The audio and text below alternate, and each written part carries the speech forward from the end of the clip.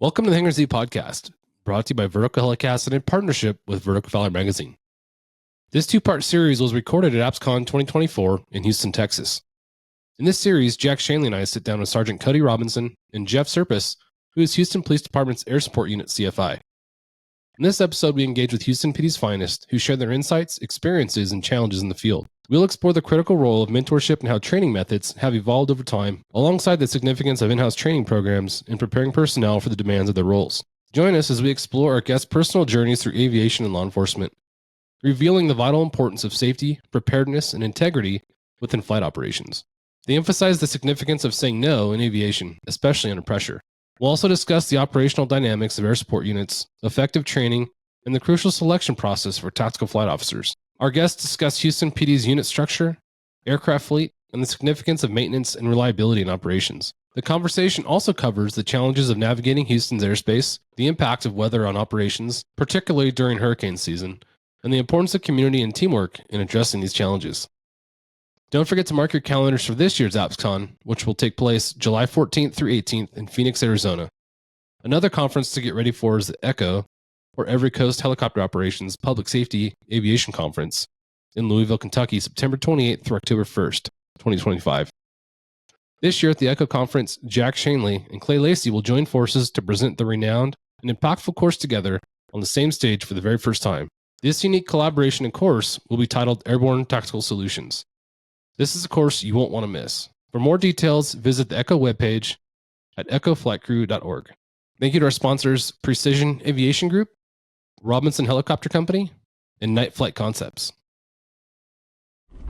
Welcome to the Hangar Z podcast, brought to you by Vertical Helicasts. The Hangar Z podcast is the first and only podcast dedicated to promoting and exploring the personnel and equipment behind the missions in public safety aviation.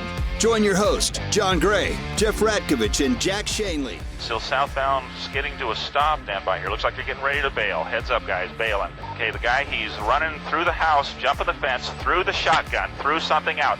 Grabbing the shotgun. Don't go over that fence. Don't go over that fence. Grab the shotgun again. He is armed. Stay there. Hold your position. 4 on the stop. You're in custody. Good advising code 4 on the stop. I do have a viral video. Yeah. That's true. It's on YouTube. Be good or bad. No, we had I haven't seen too much. I saw an old head once on the news. He got down real low. Suspect running through this big open field. He got down low and was playing cat and mouse with the guy. Not trying to hit him with the helicopter, but just cutting him off. Yeah. And I always said, man, if I ever get a chance to do that, I might have to go for it. It's pretty cool. So just so happens, I'm actually with a sergeant, so they should know better, right? I'm just an officer. I call myself a silver badger. And he goes, it's a long story, but they're chasing a burglary guy. We got there right when the guy's bailing out the house, basically. And he runs, and he gets in his car. He sees us, I guess, and he hauls butt. There's nobody around. And he's running like he's running from the police, but there is no units. Finally, some people catch up. They're getting kind of close. It's just like a Hollywood movie. There's a train coming, and boy, he makes it in front of the train, and the train blocks everybody. Oh, man. Nobody left. For whatever reason, he jumps out of his car, goes over this fence, huge field. I'm saying it's big. You have to look at the video. Oh, there was a lot of room. There's a lot of room. I'll give you that. There's a lot of trash, too, but there's a lot of room. Let's not talk about the trash. But anyhow, he gets in a tree line, and this sergeant I'm with is like, hey, man, if he runs for that field, we got to go down and get him. Got to get him. There's nobody around. Yes, sir. I'm like, that looks pretty good. I saw 1 or 2 pieces of trash is all I saw. So I said, he would be an idiot to get out of these bushes and run across this field. And past this field is a field that's just overgrown. There's an old factory in there. And huge thunderstorm coming. I can see it out in the distance. Time is of the essence, right? And I'm like, still no patrol units. Very important to note that. He had hopped this fence, like I said, it was a wall. Finally, there's some officers and they're having trouble getting up on the wall. They're looking around. They're trying to stand on a patrol car to look over the wall. And it's like, what's that movie, Predator, maybe? The bushes are moving. He had a bright red shirt on. I'll never forget this guy. And the bushes are moving. You start seeing red coming to the end. And this sergeant's gung-ho. oh, man, he's gonna go. He's gonna do it. I say he's not gonna do it. He does it, and he's like, go get him, go get him. In all fairness, I've already done my high recon. 1 or 2 pieces of You trash. already did like Watt fill and all that, wind, obstacles, terrain. Went through the whole Correct. checklist. Whole checklist. yes, Yeah. absolutely. Yeah. In that order, and he actually said it out loud. Yeah. Forced landing, entry, exit. Yeah, he did them all. I'm thinking, we've got to do it. We got to do it. This is my only chance, probably. So we go down, and I look over, and he's like ready to get out. I'm like, hey, man, you might wait a little bit. So we get on the ground, doing the cat and mouse thing, and I look over again. He's sitting sideways. Oh, boy. Almost everything's off. And I'm like, hey, man, we're not close enough yet. Way back way, an officer, HPD, jumped out of a helicopter to chase somebody. Supposedly they were 3 feet off the ground. The one guy's retired, the other one's still with us. They've never faltered on their 3 feet, but he had severe injuries. And I worked Southeast Patrol when it happened. And when I came to work on day shift, all the night shift, not going to believe what happened. This guy jumped out of a helicopter. He was running in the air, and he hit the ground. He just ate it. And he had some bad injuries. So anyhow, I had visions of this. I was like, Sarge, man, you got to wait. We got to be close to the ground. So we're doing the cat and mouse. And like I said, I'm nowhere near going to hit this guy with a helicopter, but waiting kind of for patrol. Gotta go. Just get me down. I don't know if this kid's hit the ground or not, but all of a sudden he was gone. He chases this guy down. Pretty fast, too. Like running in his flight suit, he was catching the guy pretty quickly. Pretty good. We wore shoulder harnesses back then. nice. So he's running, gets in a fight with this guy. I'm sure the guy's thinking, like, is this a Martian? Like, what's happening? You know, I'm Helmet. Yeah, everything. helmet on and gloves everything. on, all in I'm green. being abducted. So they get in a little fight, and I guess he goes for his rig, or something happens where the rig breaks. So the sergeant takes his rig off and just throws it off in the grass somewhere. Now I'm sitting on the ground at this point watching this. Finally, the patrol units get there. And I'm just news media. I see them. Yeah. I'm like, oh man, boy. because I don't know how this is going to cool. go. Yeah. This is going to be cool or it's going to really be bad. Yeah. What's the saying? It's cool till it's not. Yep. So I'm thinking how this letter is going to be written out. And we do ours on yellow paper. Dear Chief. And I'm like, dude, I don't know. I said, well, I got a sergeant with me. Might be okay. So we talk on of course, a local channel. So I raise him on the radio and I say, hey, man, and I'm not trying to ask. I don't want to act like I'm, what's the word? I'm just saying, hey, did you get any of that? Yeah, we got it all. It was awesome. I'm like, all. I wonder how much all means. Like me going all over or him running? So Sergeant grabs his stuff, gets back in the helicopter. I'm like, man, I think they filmed this. He's like, oh, it should be okay. It should be okay. And I always say my house should be. Yeah. I said, should be good? Should be bad? What should be are we talking about? So we go back to the hangar. The first guy walking out's our captain. And he's, I'm like, oh we are boy. toast, man. We're handing out, we're on patrol tomorrow. Yeah. I'm back to handing out case numbers to Southeast, people. here I come. Yeah. Awesome job, man. That was awesome. It was great. They did all that live on TV. We've been watching it. He says, I hate to tell you, but you're going to have to stay over. Now, he used to be a PIO guy for us. Yeah. He's already called his contact at Channel 2 News. They're coming to interview us because you got to stay and be interviewed. I'm like, this boy. is not good. So we do a big interview. We get all these requests for interviews all over the place, but we're starting our days off. So they're like, we're not going to put them on their days off. But Fox News had us on twice. Wow. So I was thinking we're going to get a trip to New York out of this. Yeah. And so they didn't. There's a studio here in Houston they use. And we went and got interviewed. That's and, cool. The Astros had us at the baseball. We didn't get to throw out the first pitch, but they gave us bats. Wow. And they gave our families tickets, pretty good seats. So we got free baseball bats. Wow. And they did a ceremony at home plate and stuff for us. So it worked out okay. I think the sergeant got a pistol from somewhere. He's not admitting it, but I heard through the grapevine that somebody hooked him up with a nice pistol for this thing, but he won't admit it. That's great. You seen at the end after Maverick does some kind of crazy maneuver in Top Gun. They're in the debriefing room, and she says, overall the outcome was a success, but we're showing it as an example of what not to do. Yeah, That's kind of where we're at with that.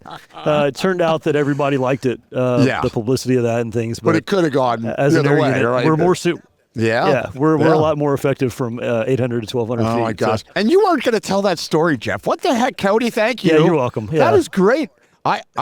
I've seen that video. You've seen that video. Somebody And put I didn't Mario know- Brothers to it. Oh, That sounds pretty good with Mario Brothers. The timing of it is actually hysterical. The way they did it all, like he gets like almost bumped with a car, and it makes like a certain noise, and then the speed picks up, and the tempo changes, and oh I'm my gonna find gosh! that and post that. Oh yeah, because it is entertaining. I didn't. Now we know. Yeah, that was me. It's So Jeff. I think we have some policies on that now. So But you wrote. Case law. no, I didn't write. Cody wrote. every policy is because of something an officer did, right? Absolutely. Like they all have a name to Every them. single eventually. one of them Yeah, is because of somebody. Something. I've had events. We had a real active shooter once, and he really was running around close to downtown, popping rounds off of people. The police had popped rounds off at him, and he got into a parking garage, and they saw him go up. And it was on a Saturday afternoon, but he had the high side now, and they were afraid he was going to start shooting down at people.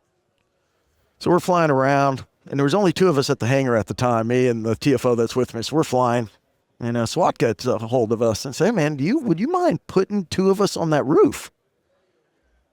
Now, I don't know if we have a policy or not at the time. I'm like, hey, this sounds kind of cool. And I'm thinking about it, and I'm with a guy named George, and he's a pilot also, but he's TFOing for me. I go, "What do you think?" And he goes, "Yeah, I mean, you should be able to do it." So we land in this field close to where this guy is. It's a city block. And I look back, and it's the biggest SWAT guy I've ever seen coming up. George goes out to talk to him, and I'm like, hey, that guy's pretty big, man. He's with another guy. So we have the doors off. In all honesty, we were more than halfway through our flight. We don't have a ton of fuel left, so we pick him up. It's no big deal. Should be okay, like you said. That's what I'm thinking. As I'm approaching this building, I'm like, there's slats in there, so he could easily take a shot at us. And I'm thinking, well, it should be okay. Comes out a lot. Yeah. We didn't even have headsets in the back at this time, so I can't talk to these guys. My idea was to do a pedal turn. Guy's got a machine gun behind me. Surely he'll take care of it, right? We land on this garage and pick back up. They asked to do another helicopter. Well, there is no helicopter, so I'm like, well, we'll do it again. So we do it again. The whole time in the back of my mind, I'm like, man, I know how much trouble I'm actually going to get into, right? So on a side note of that, the George guy, we get back and he goes, yeah, he has a real good friend that's retired now too, named Van. And he goes, Van called me today and said I should call in sick today. It was his exact 20th anniversary date. So like I said, you could do 20 and out back then at no matter what age. He goes, don't go to work. Nothing good can come out of going to work on your 20. Call in sick, go tomorrow. So he's telling me there's a story afterwards. And I'm like, yeah, you probably should have called in sick. Because that could end it really bad. Yeah. But Wow. this little things you think about later. Now we have the headsets in case we got to pick them up. We can at least talk. Yeah, live and So, learn. I yeah. mean, you learn from everything we do. You learn from it and go, well, it worked, but we could have done that if we had headsets. We could have communicated. Yeah. Or, Don't we take should your have biggest guy. Yes, we should think about weight and balance. Oh yeah, it doesn't matter if it's a hurry up or not. Yeah. The helicopter don't know. I mean, it's a certain weight and balance. Are we okay? We had a little card that we made with pounds of fuel and the weight, so that you could, on a short notice thing, that's good. like Canine picking up a dog. Yeah. And we said, all right, we're going to pick up Canine 8, and the tower would tell us how much they weigh because we've recorded that in the past. And you go down, flip that card up, look up, we're good. That's good. Or, whoa, no, we're not even close. We're going to have to burn, whatever. But that was what it was for. Yeah, it's a good And idea. I don't remember if it was a certain incident, but again, we learn from incidents and go, we evolve, and hopefully in a good way. And because those things do come up, they do come up. Yeah. That's smart, because if you ask me what a canine weighs, I would really have no idea. I mean, I guess Well, it varies. 40 to 70 pounds. But I agree. I'm not really sure, you know? A lean Malinois might be 45, 50. A big German Shepherd might be 65 to 75. It's going to vary, on the department of the dogs and the breed and all that. But But what we did was we would weigh the handler and the dog in full equipment at a training day. And then we'd say, okay, canine 3 weighs this much. And that was in a file. So if they called and said, hey, can you send a bird out to Santa Clarita to take a canine 3 to the harbor, which is in traffic would take 2 hours. Even code 3. You could go, oh, well, this is what he weighs. And you could calculate it real quick and say yes or no. And it was slick. It was really slick, but it took some foresight. It wasn't always like that, of course.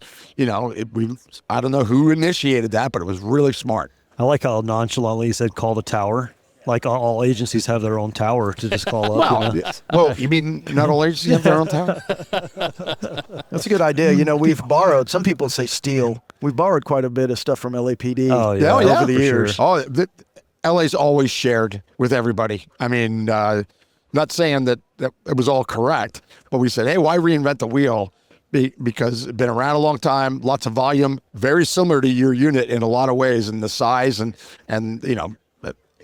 so they shared things for years and years and years, and still do.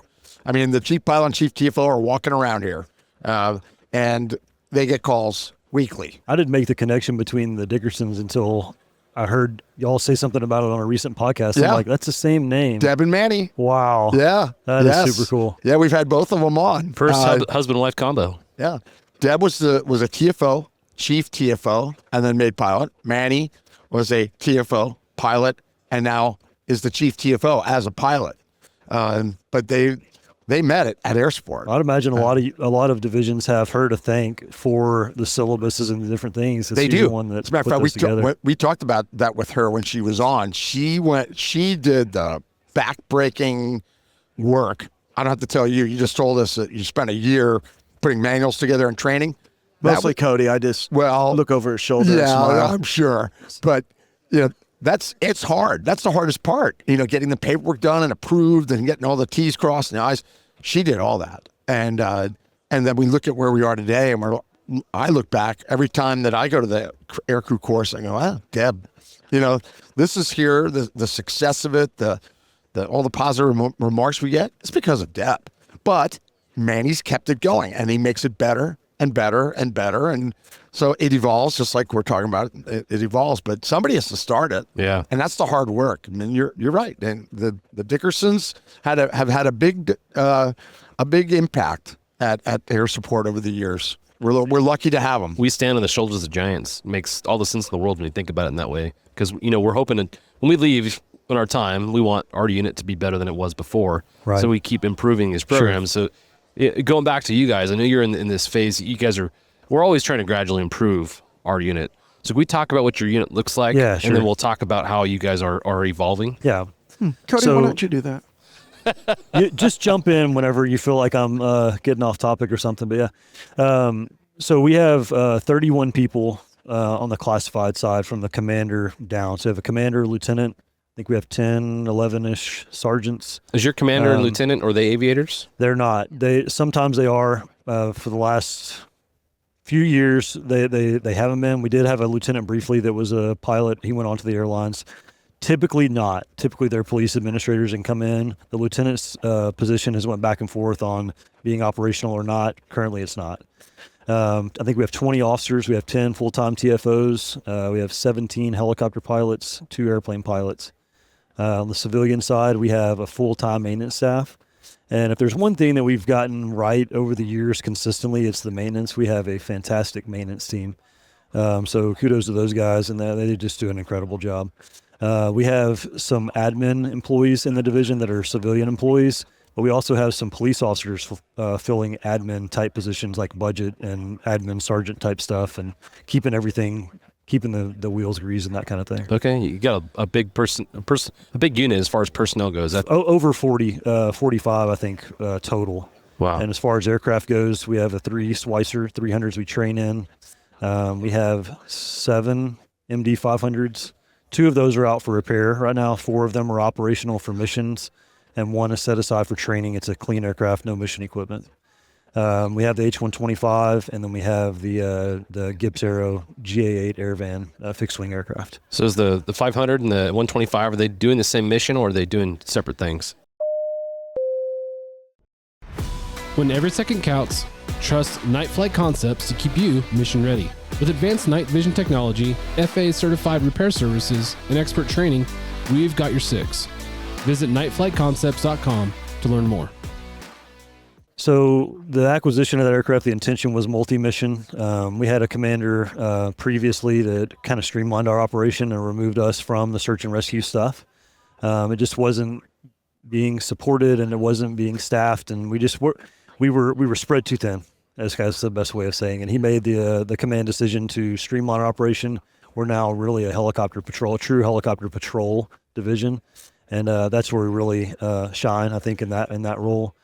Over time, I've been there 10 years. The flight time has fluctuated. When I first got there, we were doing like one flight a day, one flight at night, and did that for several years and kind of lost the hearts and minds of the men and women on the street.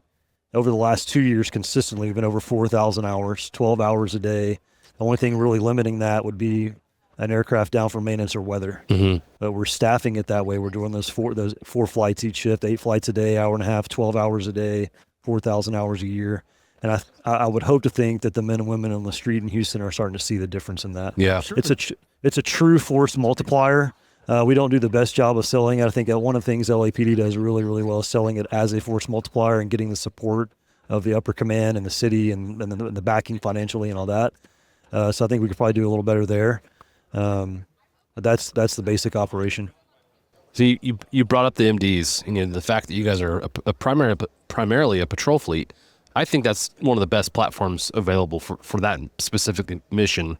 Can you talk about how that's served you guys? Yeah, I would agree with that. We have a rich history with MD. We've been flying MD aircraft since the 70s. And so it's really what we know.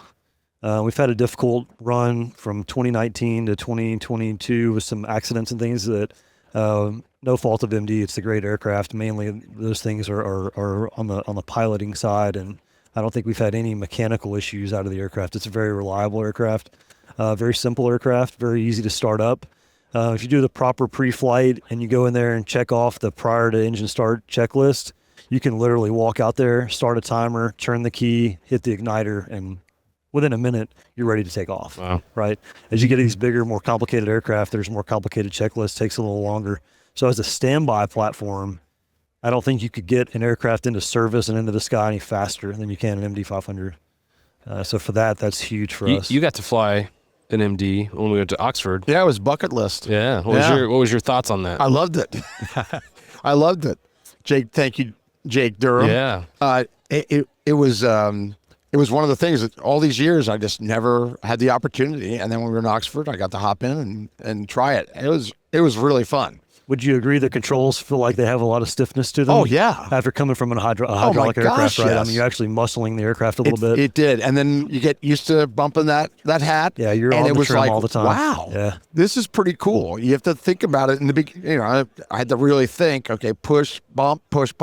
But in 20 minutes, it was like, oh, I see what this is like. I really enjoyed it. It felt very responsive. You know what I mean? Sure. Because of that heaviness, you feel like you're really part of it.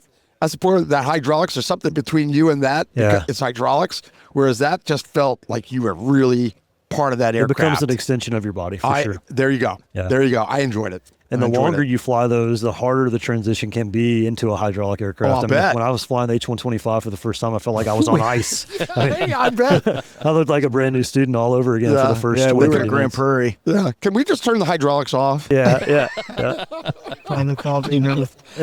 Oh man! How many hours do you guys have? And they were great. They were just kind of smiling, and didn't intervene and just let us figure it out. I understand that. I understand completely. Now, prior to flying that first 530F, I would have gone, but I understood exactly what you mean. Yeah, you talk about strapping that thing on. I envision flying a Pursuit in a tight urban area and having a blast in that 500. Oh, yeah, definitely. I'll tell you one of the things I like about it the most. The width of the cabin is such that when we're flying a Pursuit, I'm not as reliant on the TFO screen as I am looking at the scene myself. Yeah. And I, like in a Pursuit, I try to keep the car in sight because I know if I can see it, I know they can see it.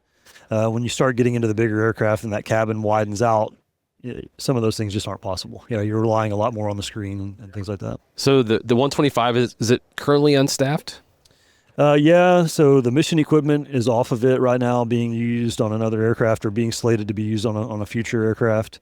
Kind of a complicated situation, but it came from the state. It was supposed to be a multi-mission aircraft. The implementation of that into our division we found to be very problematic for lots of reasons. You're training in the 500 and then you're sitting on the opposite side as the CFO with the camera mounted on the opposite side. It complicated things. It complicated our maintenance procedures. They had to go all metric tools and go to different schools. And we just didn't have any history with the aircraft. And through the problems that would crop up, it was just decided it would be best if we relinquish that back to the state and continue operating the aircraft that we have more of a history, more familiarity with. Okay. Yeah. In the big picture, having the same aircraft that you fly and not bouncing back and forth between two is a lot safer. It really is. Yeah. I mean, we had Jet Rangers and A-Stars for a long time. It's now all A-Stars, and they're very different. They're very different. And everybody goes, well, you have certain you have to take check rides in both occasionally, and you have to be current on everything. But let's face it, when it hits the fan, you're going to resort to System 1 muscle memory. And if a little bit of hesitation could make the difference in a problem. And so having that one fleet, that's a single aircraft fleet, is a good thing. One of the statements that was made, a chief asked, "Hey, just give me it in one sentence, right? They're busy people. They want to hear, let's cut to the chase here." So it'd be like a 15-year officer that's right-handed mounting their gun on the left side of their hip backwards. And then in a gunfight, where are you going to go? Yeah. Yep. Or are you going to have trouble removing the gun from the holster and then, getting it situated and things? And so with the aircraft, it being opposite, main rotor spins in opposite direction. You're sitting on the opposite side. The systems are very, very different.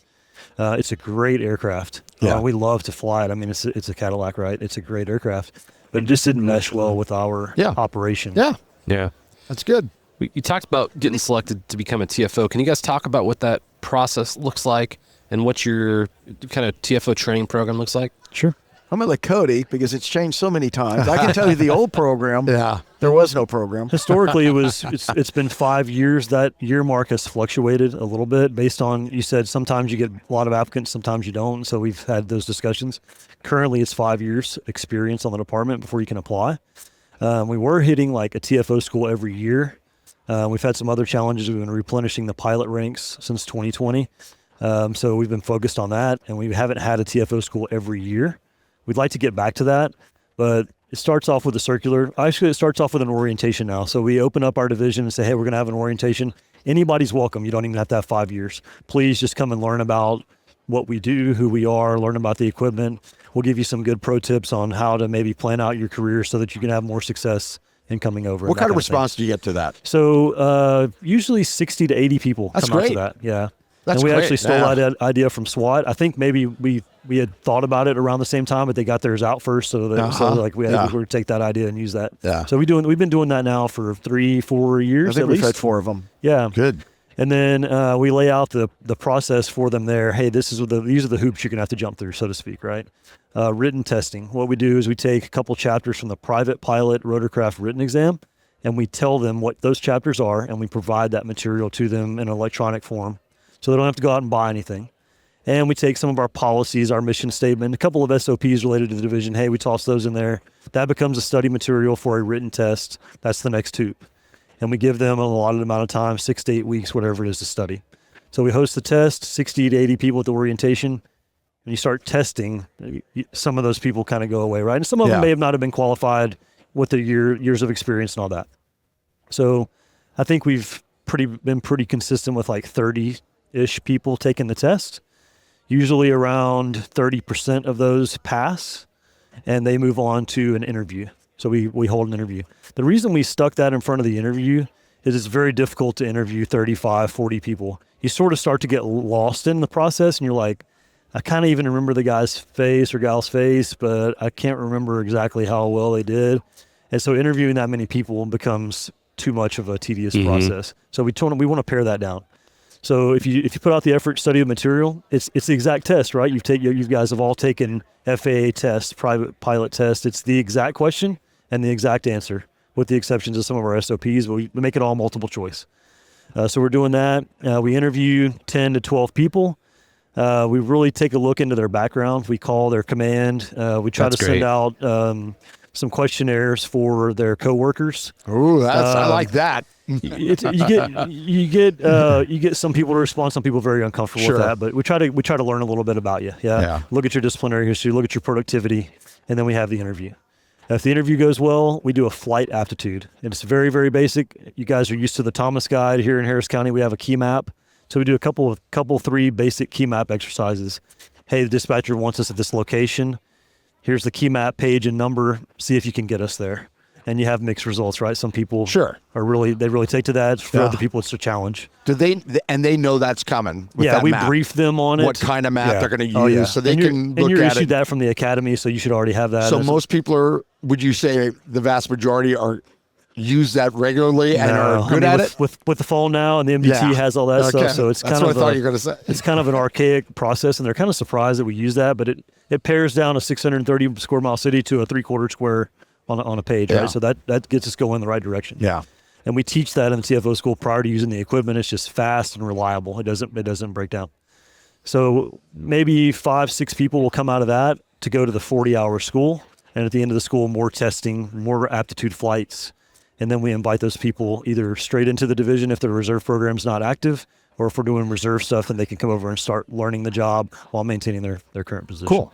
What I love about your testing program is you're, one, giving them material that's pertinent to aviation. It means something. But you're also giving people material that they can study. And if they're putting the effort in, they're going to do well on those things. And it's easy to gauge how much effort they're putting into the studying of that stuff. I think a lot of times you bring someone in for an interview, and I mean, it's hard to prepare for an interview. It's hard to tell how much effort somebody's putting into some of these things. But there's a direct correlation to how much effort they're putting in versus what you're seeing the results of that. So very cool.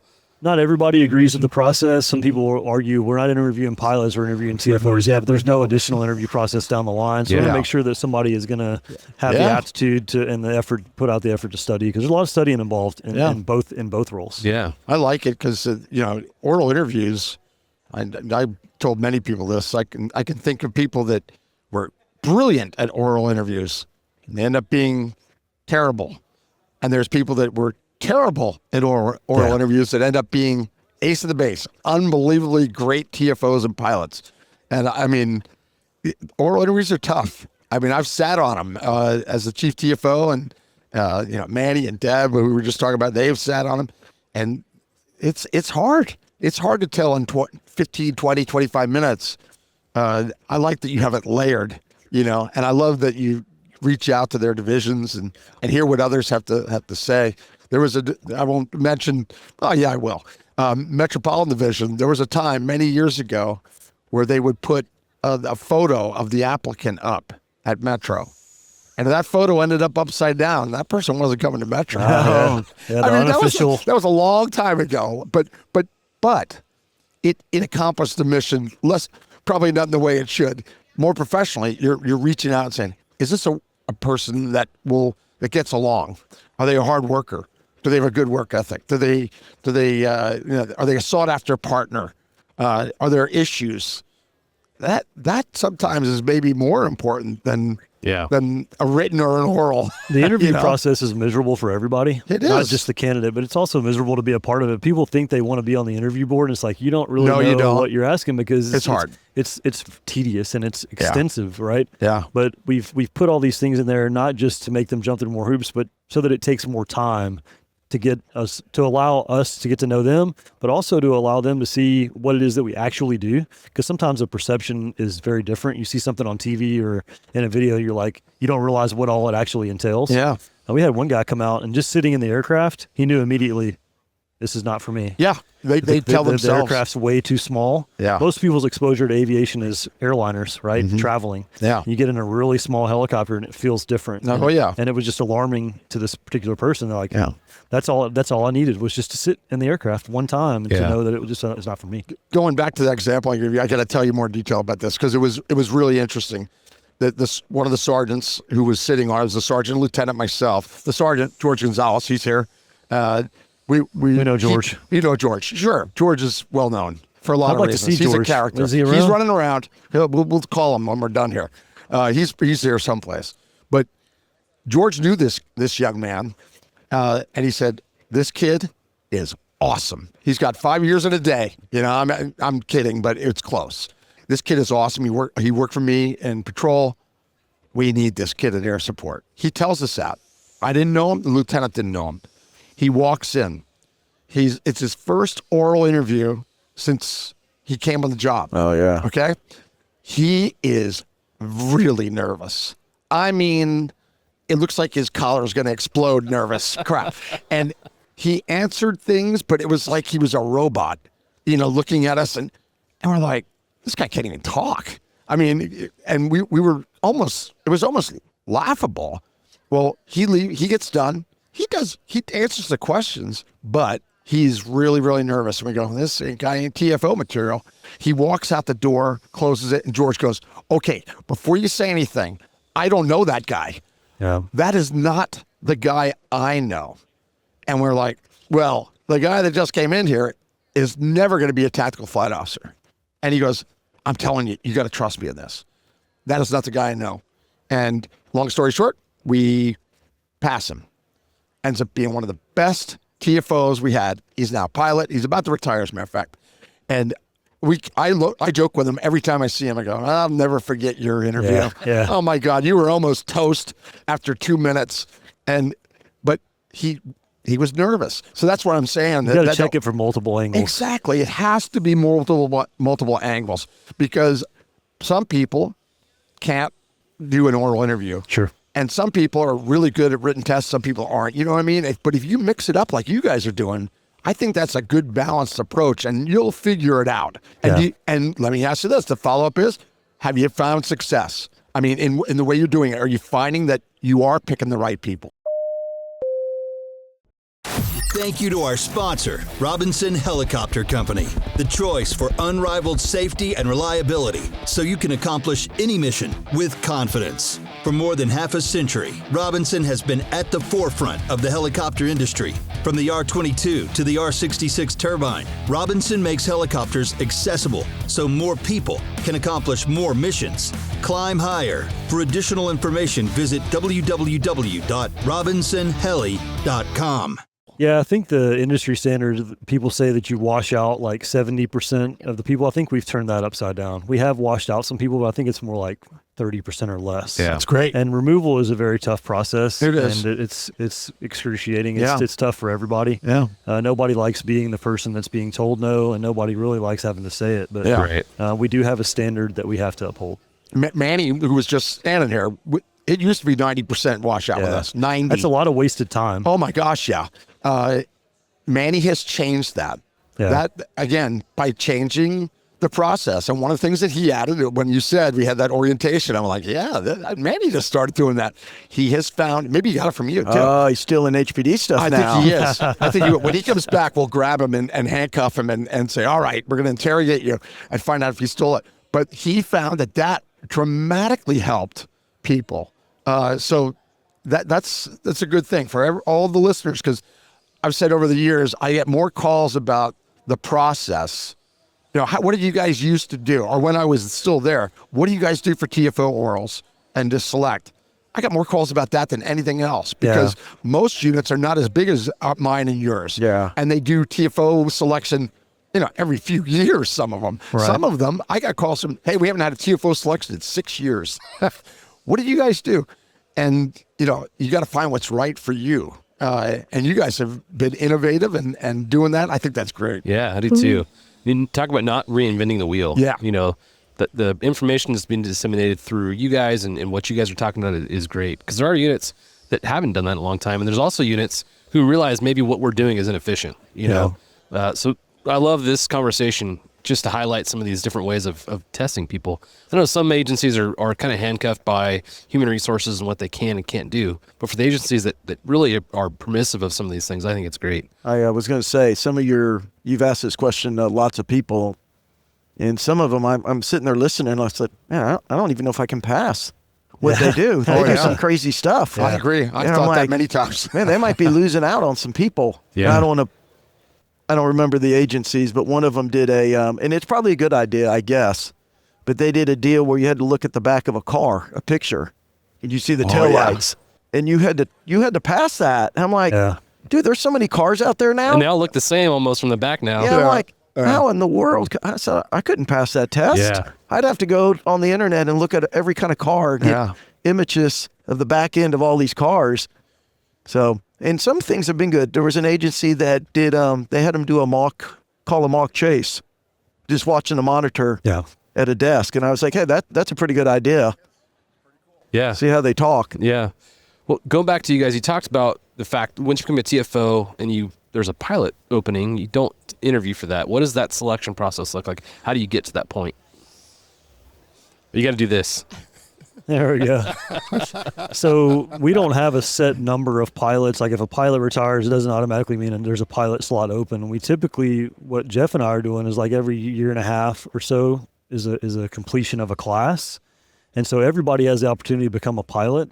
So we've had situations where like almost everybody in the unit is a pilot, but they're still expected a TFO. That can be a problem. You got to maintain proficiency in both seats. Just because you were a TFO at one point doesn't mean you're always going to be good at it. Yeah. You got to exercise those things. Yeah. Right. But we like to start a class pretty much as soon as the next one's over for the most part. Right now, we're kind of catching up on some other things, so we haven't started one yet. But it's kind of that continuous process. One class ends, maybe a month later, the next one starts. And we don't have a set number. We did 2 originally. And then this last time, like you said, we did 4 guys. Yeah. So it could be any number. 4 is kind of tough because there's only the 2 of us. So that makes it tough on us. Not that I don't really care that I have to work hard. I mean, it makes the day go by fast. But it is, if we go fly with each one of us fly before lunch, we eat lunch, we got the next 2 guys to go. If we have an equipment breakdown, now we're getting behind. Yeah. So it makes it tough to do a lot of people. That's a lot of work. The classroom doesn't really matter how many people are in there, right? It's the flying that can hold you up. So with the training, pilot and TFO, I think at one point we had kind of become our own little island, and we had like our own little way of doing it.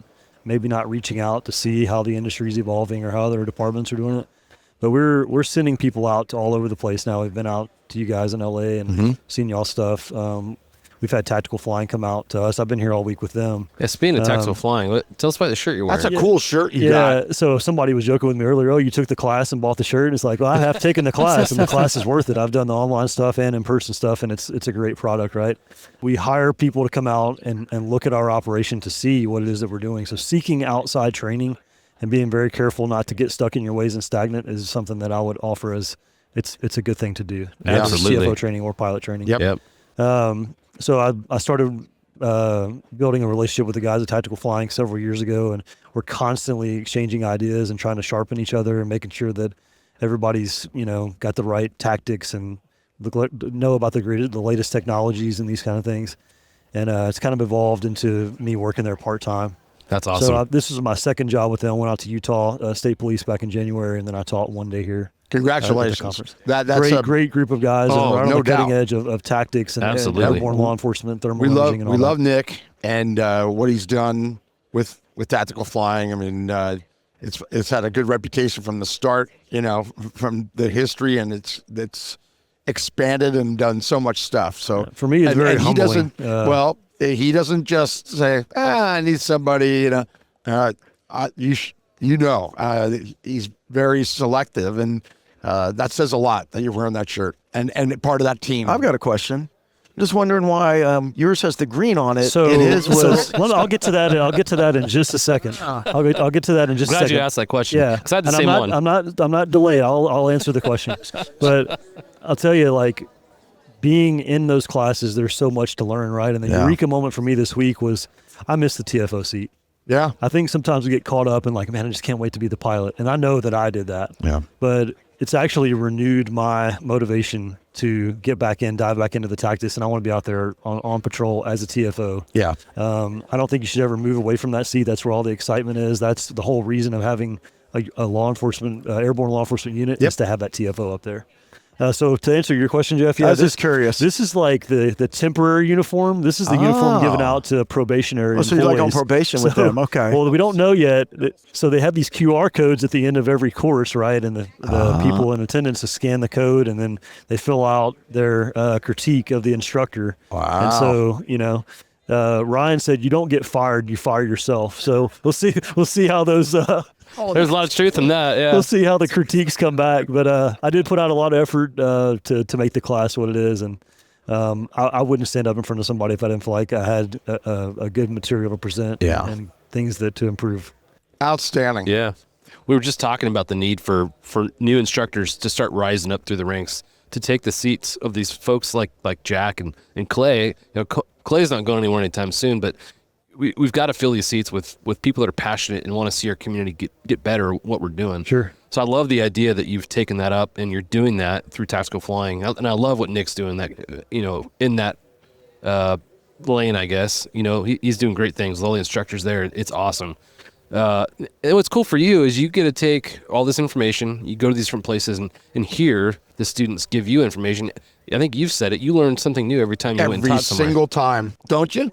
Every single time. I'm trying to sit there back there taking notes while people are saying stuff. So. It's amazing how often that happens. And a lot of the stories that I get from people, I go, "You're kidding me," and they go, "Oh no, that just happened in the past month."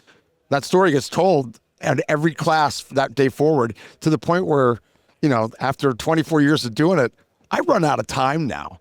And it used to be just things that I experienced and some outside, but now the vast majority of the things that I talk about and stories I tell are things that I learned from students that took the time, came up. They didn't raise their hand, by the way, because cops don't do that. Right. They came up at the break and said, "Hey, Jack, I got one for you." And they tell me, and my jaw drops, and I go, "Oh my gosh, I've never heard that before.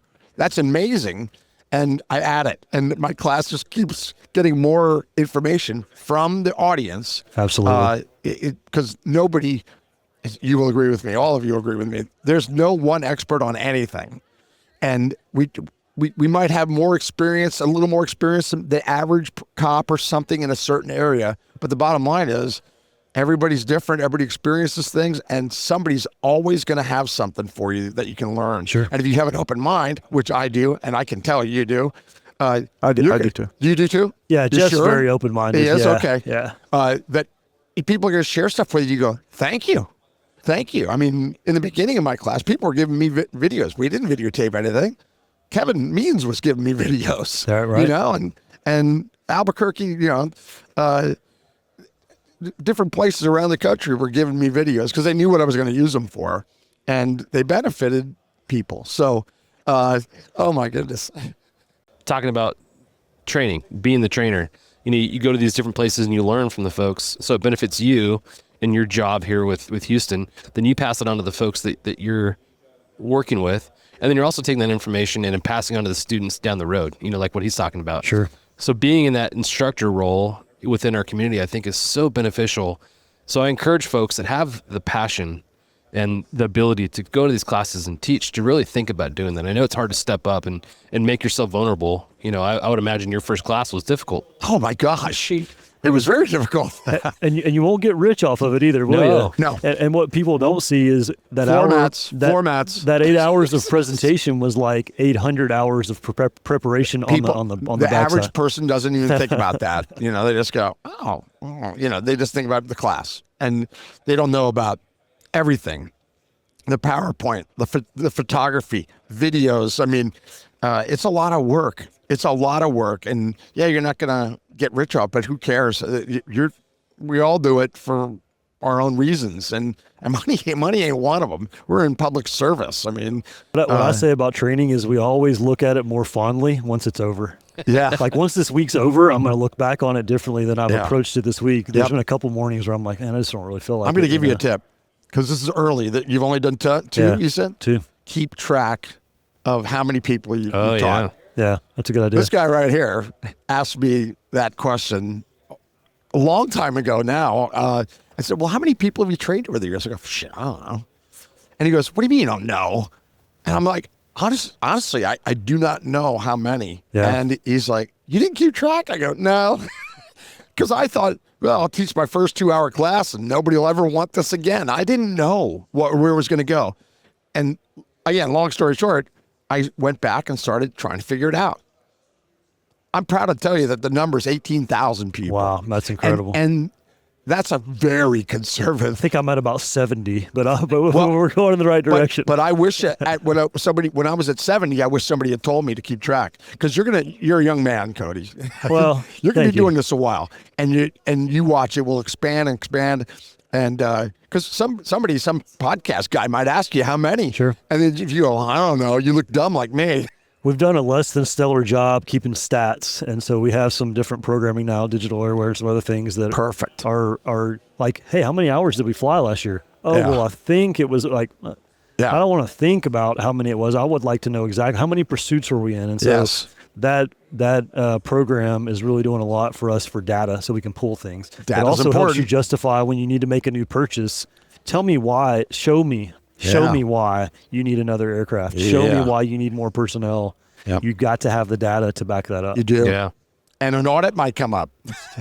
You get Been there. like We've been LA. there. Yeah. We've been there. Like LA just had. Sure. And they were prepared. And when we did the podcast about the audit, it was to warn others, because we all know there's units of all shapes and sizes, and some of them don't keep that data the way they should. Sure. And if their person comes in to audit them, they're going to be done. Yeah. You know. So when you track the data, I know everyone kind of, there's these general things that you track, but what's something unique that you guys track, and how do you use that? I'll give you one route that's come up recently. So I told you that our pilots are also previously TFOs. And one of the greatest analogies I've ever heard was a former pilot of ours, Greg Ford. He said, sending a pilot into the TFO seat is like sending a pitcher up to bat in baseball, right? The pitcher becomes specialized in pitching. A lot of them aren't good hitters. Yeah. And the further you separate yourself from that seat, the more your skill set deteriorates. So we wanted to know how many hours each of our pilots have TFO'd in the last year. Yeah. And it varied from 0 to Somebody had 0? a greater number, right? Wow. And these situations happen, but it's a couple things, right? Like it's like somebody's not being mindful of how the schedule's being made. That person also kind of bears some of the responsibility, right? That person's supervisor and things. But if we're expecting people to go back and forth between the seats, we need to make sure that they're getting their repetitions, their intervals in the seat. And so we're trying to find out what a happy number is. Is it 10% of your flight time? Is it 20? We don't really know. Some of the pilots are hitting like 70, 80 hours a year as a pilot. I think that's pretty good. But then when we have the opposite end of that of none, it's like, that's unacceptable, right? So that's just one example of how we're using data. That's interesting. To make sure that we're covering that. Who had 0? I think there was like somebody was kind I think I had 1.5 actually. Oh, good. I think it was like a specialized situation where like this person was now concentrating on some other secondary job assignment. I was just issue. messing 3 with jobs Jeff. or maybe 4 jobs. Was it 4 jobs, I think, assignments? Yeah. I think it was 4 different things I was working on. But like as you start to increase the amount of roles that you're performing as an air unit, things start to get left by the wayside, right? And you're not addressing those things, or you're not even noticing them. Quarterly training can get it can be forgotten about or delayed. Instrument proficiency checks, people start getting further. Like you go to factory school and the skill set's there, and then you go 3 months, and for whatever reason, an illness or an absence, somebody doesn't get their check right now. It's been 6 months since they've done an emergency procedure. And Right. So the tracking system, the data alerts to that, right? And we're having to fill out forms and check boxes, and digital airware makes it easy. There's a stoplight there, right? It's green, it's good. Yellow, you got something coming up in 30 days. Red is expired. And so it's very easy to look at that homepage and see, hey, somebody's due something. Yeah. Night currency will be forgotten about, right? And hey, you got to remind somebody, hey, you Don't guys forget, got 3 takeoffs There and you go. landings. There you go. Yeah. So those are some easy examples to kind of toss out. We used digital airware for a couple of years and loved the program. It was great. That was, 7 or 8 years ago now, and I had a chance to talk to Joaquin over there at Digital Airware today. Actually, it was yesterday. And he talked about some of the features that you guys have now in digital airware and some of the things that are up and coming, which sounds amazing. One of the things, and I'll go back, we talked to Michigan State Police, and when they do their activity reports, they're including not only the significant incidents that go to the command staff, they also include, if they have it, a video link to show that command staff what that aviation unit did, which Yeah. I think is epic. It's a great idea. So Airware, it sounds like they're developing a way for that video to be embedded within that data, so that whole thing can be shipped off. Okay, that's actually the first I've heard of that. Yeah, it's a really cool idea. So I mean, you tell a story, you write a story, and it's like, yeah, it sounds pretty cool. But you show that video, man, it paints a whole nother picture. For sure. And you talk about trying to win the hearts and minds of the command staff to show your success and to keep building that program. I don't think there's a better way than through that. Right. So really, really neat. Historically, all of our stuff has gone into some kind of spreadsheet or program within the department. And so, like, you definitely can't get that stuff at your house. But, like, right now, if I forget to sign something or Jeff has to tell me that something needs to be checked off or whatever, I can pull it up on my phone. I can pull it up on my laptop at the house or whatever. So That's nice. Web-based program. Yeah, really cool. Very nice. There's so much to talk about, and I told you 2 hours was going to go by. We're getting close. There's been a lot of interruptions. A lot of our friends are coming by and saying hi and doing stuff in the background, which has been a ton of fun. I love doing interviews It's great here. to be seen, right? Yeah, it's really fun. So there's a ton of stuff that we didn't cover. The last thing I really want to talk about, and you mentioned it a little bit, talking about flying in your Bravo here and kind of what it's like flying in the Houston area. Can you talk about what that's like and some of the challenges that you guys face? Thank you to our sponsor, Precision Aviation Group. Mission critical operators and fleet managers rely on Precision Aviation Group as a worldwide leading rotor and fixed wing MRO provider. PAG provides tip-to-tail solutions in 4 MRO segments: avionics, components, engines, and manufacturing DER services. A single point of contact gives you access to over 150 million in inventory globally, 24/7. Just call 800-537-2778. Precision Aviation Group. Others sell parts. We sell support. Oh, this sounds like a perfect question for Jeff. Jeff, what do you think? Would you like to? Oh, you've been doing so good lately. You just jump in at any time, then, Jeff. Well, I feel bad even acting like it's a big deal in front of Jack here because we flew in L.A. and that is crazy. That pilot was switching that radio every Constantly, 2 seconds. yeah. I was like, this is unbelievable. Yeah. So we have Hobby Airport here and then Intercontinental Airport, the usual class Bravos with I-10 kind of going through the middle. So it is, depending on where you are relative to the airport. Usually, though, I'd be honest, those controllers work with us outstanding. And unless you're right on the approach end or departure end, they'll probably let you in anywhere. I've been almost to basically at the perimeter fence of IH with no problem. Yeah. You try doing that in your 172, that won't work out too good. So to be honest, I think the biggest challenge for us is the airplane because that is not as mobile as we are, and he's trying to get the shots, and airplane brings a whole different aspect to it. But in the helicopter world, correct me if I'm wrong, I've really never hardly been ever told no unless it's right on the end of the runway. And even, I hate to say in the old days, but many years ago, they'd let you get really close if you agreed to get down really low. I'm not as young as I was, and being at 400 feet over a scene doesn't really, if you have a problem, you're on the ground in seconds. So, and I don't think, lately I've never been even asked, hey, if you can get to 400 feet, you can stay. I haven't been on patrol that much since we've been on the training side of things, but you're right up next to the runways and the approach ends and usually no problem. Yep. Like I said, the airplanes, we've started using that relatively the last couple months on patrol. So he and I've flown with him a couple times. We're both actually airplane guys too. We haven't actively been doing the airplane on patrol stuff. But that's a little technical getting in and out. But like I said, it's nothing like LA. Yeah, you change a lot. There's some deltas around that we have to go through. You might end up the Javi Bravo right into Ellington's Delta. But for you guys, that's nothing. Yeah. I guess the biggest challenge maybe is a chase, especially getting close to IH. Like I said, Hobby, most of the streets, you could still go down. There's a few that you'd be in the way. So that's kind of my perspective. How close do the surface areas get? Do they touch? No, there's a little gap there. There's a little gap right down Interstate 10. Oh, there is. Okay. And so Probably you'll a have 4 to 5 mile gap between You'll us. have private airplanes cutting through there. Oh, yeah. 2000's the ceiling, but they might be doing like some sightseeing. So you could potentially have some airplane traffic low Right. right through there. Yeah. So to me, it hasn't been that big a deal. They're both big circles. There's no really crazy shapes or anything. And they trust you. Yeah. He's about to pull up a map for 4 you, mile maybe. gap. So Look at that. four flight, right? We got about a 4 mile gap between Okay. the two.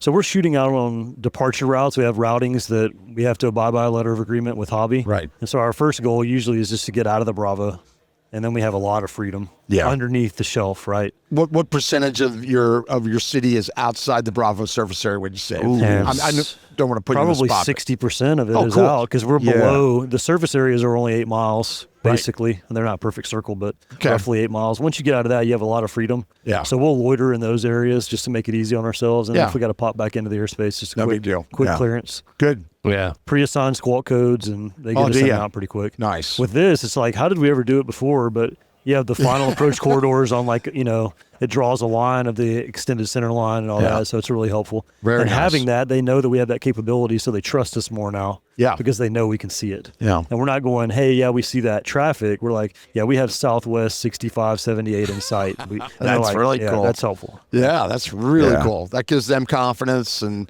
you get a little bit more cooperation, leeway, wiggle room, whatever you want to call it, because they know, well, we know where these guys are. They know what they're doing. They have this. They can see what's going on. Situational awareness is high. I can let them go do what they want over there. I'll tell you, one of the weird challenges, like, we're sea level pilots here. It should be like a restriction on your license, right? Your certificate should say up to this density altitude and no more until you've received some additional training, right? Yeah. But like when we land, the altimeter basically says 0. Yeah. Wow. Definitely not that way everywhere. Yeah. And then we go out to Mesa and do our training, and you're starting off at like, what, 1,600 feet in the pattern? Yeah, or I'm something. counting. I'm like, And wait a you're minute, like, 16, 15, you're 14. having to do a little bit of, math, There's right? math. Hold on. There's math now. The first thing Jeff's like, "Where's the radar altimeter? Because I need to be able to see. I don't want to be doing math while I'm flying here, right?"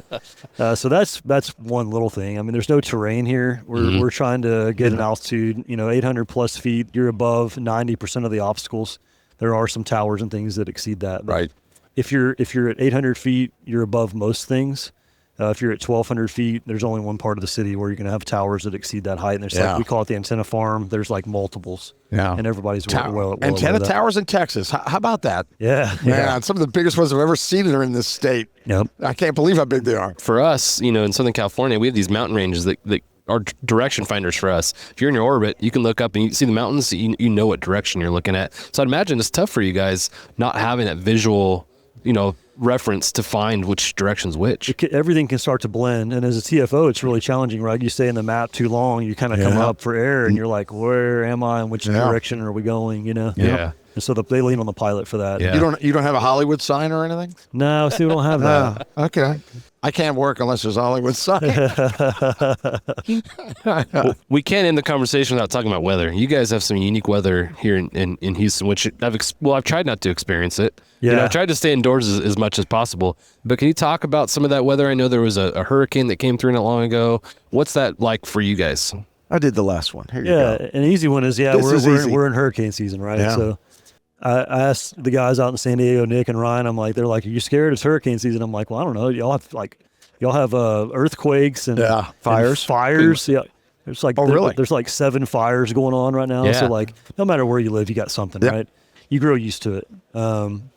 We've experienced multiple hurricanes in our lifetime. We've lost our house in a hurricane. Wow. There's insurance and things. It's a tough time, but we got another house pretty quickly, and we lost some belongings and things, which is tough. But hurricane season's a real thing, and the good thing about hurricane season is they're forecasted, right? It's not like one's going to crop up now on you and you're not going to know about it. Like the 1900 storm in Galveston, they just didn't know. They didn't have the technology.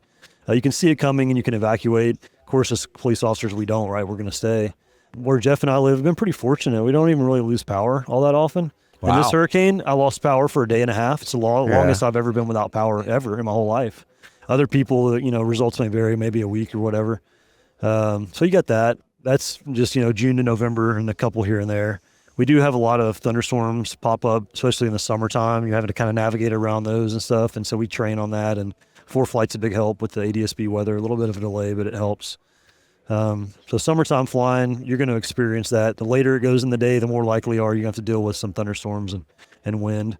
The biggest limiting factor for us is wind. If it goes above 30 knots, then we're down. We got that from the this IHOGS document, the Interagency Helicopter Organization. If you look up IHOGS in Google, they put out a document. Light helicopters, medium, heavy, depending on where you fall in that. It's a general rule of thumb. No limitation on the actual aircraft, but that's our own policy based off that document. That's where it came from. So that's probably the biggest restrictor for us. Yeah. We don't really have a winter here. Depending on how it's El Nino, La Nina, whatever it is, we may have a freeze. Had a hard freeze a couple years ago. I think one of Jeff's electric bills was around $700 a day or something. You can maybe get into that a little bit, but that's a funny story. Yeah, that's a funny story. So we very rarely have any winter weather here. Starting in January, though, we'll start to get some coastal fog and things roll in. And it's like you can see the trend coming. Galveston will go IFR, and then half an hour later, Houston Southwest is IFR. So you can see it coming, and we're monitoring that. And we also have a great group of guys like that are back at the hangar. They're monitoring the flight that's out. It's not like, oh, somebody's out, I'm just going to veg out and not pay attention. We have people actively monitoring the weather. So you get calls from the hangar, hey, guys, just let you know this just happened or that happened. That's smart. So we do that. We have some TVs. I think we got that idea from you guys. We did. You all had 2 TVs up. Yeah. Now we have 2 TVs up. One's on the weather, one's on downlink when it's working. And if you haven't seen that, really cool with the 747 seats and all that. Really nice ready room. Yep, pretty cool. So we have that going. What are the other challenges, Jeff? The fog rolling in is kind of the big heat, one. not really a challenge, but it is hot. But The one downside of not having AC in the MD, how do you guys manage the fatigue in flight? Yeah, so we're well staffed. It's not one pilot having to fly for 10 hours in a day or like some power line guy that's on the collective for like 7 hours. You get your flight, hour and a half, 2 hours, then you're probably going to have that same amount of rest after the flight. Somebody else is going to be up filling the I schedule. feel like you guys should have a swimming pool back at the hangar.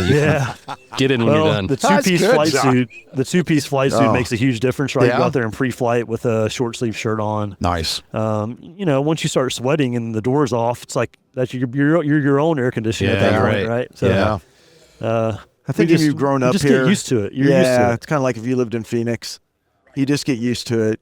We talked to the Phoenix people about that, and they go, well, we live here. Yeah. Right. It's just, we live here, and now we go to work, and temperature's the same. You just kind of adjust to it. If you want really beautiful weather all the time, like Southern California weather, you're going to pay for it. Oh, yeah. Because the house that I live in, if it was in Southern California, I wouldn't be able to afford it, right? Yep. Yeah, I'd not be able to afford it there. Yeah, absolutely. Well, guys, thank you so much for joining us and for the hospitality here in Houston and at the convention center. Like I said, your agency's put a lot of folks out here to make this happen. So thank you guys. I was on a cruise all week, so I didn't help at all. I'm going to admit it. Yeah, well timed, Jeff. Yeah, that was an accident, right? Speaking of family, we want to give a little quick shout out to the wife and kids, Chrissy and Owen and Ella, Alice, Ada, all the kiddos. We got 4 kiddos at home. I got to give a shout out to Logan, Emma, and Sean. Yeah. Look at their dads on the podcast, the Hangar Z. They already know. Yeah. Well, I actually wanted to thank you for, and you weren't there at LA. You came and taught, but putting that on for everybody. That TFO school was an eye opener for us when we went. We changed a lot of stuff at our hangar. Yeah. We were blown away. Wow. It was I was like, man, look at all this stuff. I'll give you a quick story. I know we got to go, but new TFO there, and we didn't have any aviation stuff up on the walls, right? And I tell this story before. It's a huge poster. It's this lighthouse with a wave crashing over it with a guy standing there on the backside lighthouse. And I'd look at that poster. I'd see it every day. I'm like, it's kind of weird. We're not cargo ship here. We're an air unit. So we go to LA, and of course, that place is decorated, patches, all kind of stuff. So you'll remember Kyle, of course. Yep. And come back from that. Kyle, yeah. We're like, hey, man, we got to fix this place up.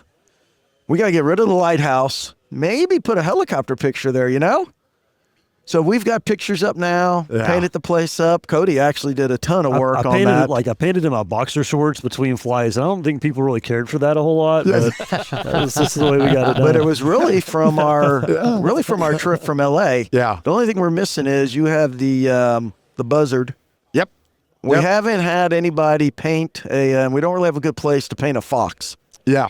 Our tail is always F. Yeah. So our call sign's Fox. Call sign Fox. And we have a mascot that's a drawing that came, I don't know how many years ago, 50 years ago, of a fox. We're like, man, if we could be like L.A., could stick that fox somewhere here. Taxidermied fox. If any of our listeners have a taxidermied fox, that's what to we Houston need. PD. We didn't have a good place on our ramp like you do, but because we use our whole ramp up, so it would get rolled over here and there. But Cody will put his shorts on again and get the paint. Yeah, man. So that's a shout out for LA, and that's for the very people nice. that listen. That's awesome that they let people come. I know you've had several people that talked about going there, and they were kind of blown away. Yeah, and we were too. We're like, man, these guys got it going on here. I agree. Their facility's incredible. Yeah. Getting to fly in Southern California, we get to interact with their agency quite a bit. And every time I go there, I'm in awe of what they do, how much movement's coming across their deck. You go there and their facility looks like a little mini aircraft carrier. It's just so cool. You step back and see the LA City skyline and the Dodger Stadium in the horizon. It's really neat. County jail right next to it. It is really cool going there. I 100% agree with you guys. And for those that are listening, if you haven't had a chance to go to the TFO, not the TFO school, but the aircrew school class, and the Chili Flying, highly recommend you guys make an effort to do that.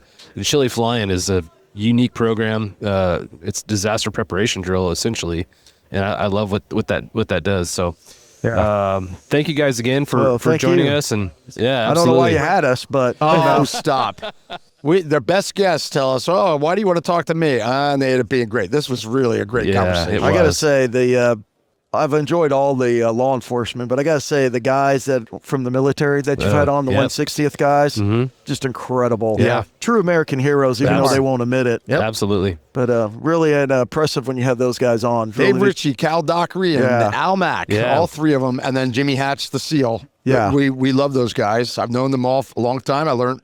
I met a couple of them, Cal and Dave, through the job, and we were thrilled to have all of them on because we learned from them, and they share really cool stories. Yeah, they have some great stories. Yeah, incredible flying they've done. They have. Then they are great Americans, and their families are great Americans because they tolerate a lot of crap over the years. Yeah, I love them too. So thanks for that. We appreciate that. No problem. Maybe one day I'll get this book signed by the author. I think you should. I've had trouble so far. You know a guy. I've had trouble so far. Now I'm being elusive like Harold. Yeah. On the topic of Al Mack and Jimmy Hatch, when this gets released, our 4th anniversary episode will have been released. And I will say, if you haven't heard that at this point, you need to go back and listen. There's some funny things that take place. I won't exactly allude to what, but Jimmy Hatch is a funny thing that takes place. So go back and listen to that if you haven't heard it already. And again, thank you guys, and thank you. Appreciate it. We'll catch you later. All right, thanks. Cheers. Thanks for joining us for this episode of the Hangar Z podcast. Don't forget to like and subscribe to hear more stories that promote the personnel and equipment behind the missions in public safety aviation. Lastly, stand by for a message after a word from our sponsors. Cheers. Thank you to our sponsor, Robinson Helicopter Company, the choice for unrivaled safety and reliability so you can accomplish any mission with confidence. For more than half a century, Robinson has been at the forefront of the helicopter industry. From the R-22 to the R-66 turbine, Robinson makes helicopters accessible so more people can accomplish more missions. Climb higher. For additional information, visit www.robinsonheli.com. Thank you to our sponsor, Precision Aviation Group. Mission-critical operators and fleet managers rely on Precision Aviation Group as a worldwide leading rotor and fixed-wing MRO provider. PAG provides tip-to-tail solutions in 4 MRO segments: avionics, components, engines, and manufacturing DER services. A single point of contact gives you access to over $150 million in inventory globally, 24/7. Just call 800-537-2778. Precision Aviation Group. Others sell parts. We sell support. When every second counts, trust Night Flight Concepts to keep you mission ready. With advanced night vision technology, FAA-certified repair services, and expert training, we've got your 6. Visit nightflightconcepts.com to learn more. Thank you for joining us for this engaging 2-part series of the Hangar Z podcast. Brought to you by Vertical Helicast and in partnership with Vertical Valor Magazine. These episodes were recorded at APSCON 2024 in Houston, Texas. We had the incredible opportunity to sit down with Cody Robinson and Jeff Serpas from the Houston Police Department Air Support Unit. Don't forget to mark your calendars for this year's APSCON, which will take place July 14th through 18th in Phoenix, Arizona. Another conference to get ready for is the ECHO, or Every Coast Helicopter Operations Public Safety Aviation Conference, in Louisville, Kentucky, September 28th through October 1st, 2025.